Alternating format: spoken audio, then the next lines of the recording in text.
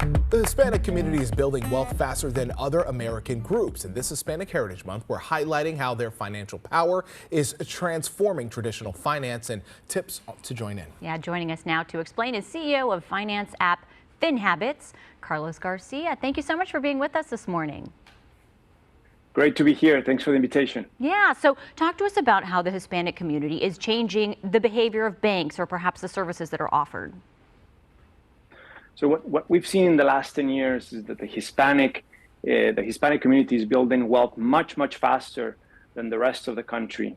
And what we expect to see is that accumulation of wealth will trigger large financial institutions to adapt, because traditionally, right, they only serve on their wealth side, individuals with $1 million of assets or more. But that has to change. And through technology, what we've seen is that you can actually serve the remaining 99% of the country, and you can help them build better habits, and you can help them build wealth by enabling micro deposits, by enabling them recurring deposits, and you can do all that through technology, through the smartphone. And you want to talk about, when you talk about wealth and building wealth, you want to protect that financial future. So how can people in the Hispanic community do that? Well, one of the things that we've seen is that Latinos, right, they tend to work they have multiple jobs, so they can have, side jobs. What you need to the first thing you need to do is build an emergency savings. You have to be able to prepare. You have to be prepared for emergencies, because, we all have emergencies.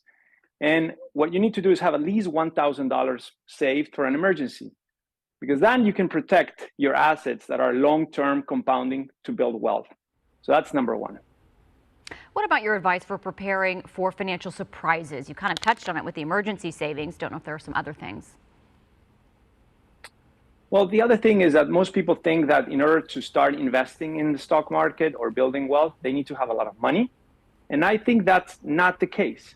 You can actually start very small. What we've seen is that, Hispanics are saving through financial technology apps. They're saving at least 6% of their income. And you can do that, in individual, $50 deposits per week. So you don't have to have $1 million to start investing. You can start with $50 per week.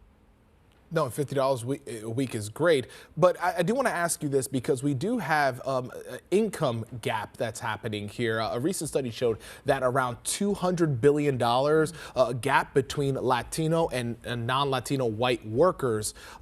Is that income gap shortening, or is it expanding? What are you seeing from the financial side?